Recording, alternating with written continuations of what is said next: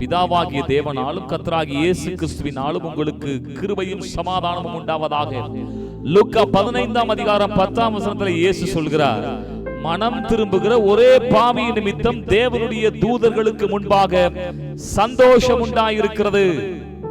ஒரு மனுஷன் அற்புதங்களை பெற்றுக் கொள்ளும் பொழுதல்ல, வியாதியிலிருந்து சுகம் பெறும் பொழுதல்ல, பாவத்திலிருந்து மனம் திரும்பும் பொழுதுதான் பரலோகம் சந்தோஷப்படுகிறது. அற்புதம் நடக்கும் பொழுது, வியாதி சுகம் அடையும் பொழுது நீங்கள் வேணுமானால் சந்தோஷப்படலாம். ஆனால் மனம் திரும்ப மட்டும் பொழுதுதான் பரலோகமும் தேவனும் சந்தோஷப்படுகிறார். ஆகவே தான் அருமையான தேவ ஜனங்களே, இதை கேட்கிற சகோதர சகோதரிகளே, அவரிடத்திலே மனம் திரும்புவோம்.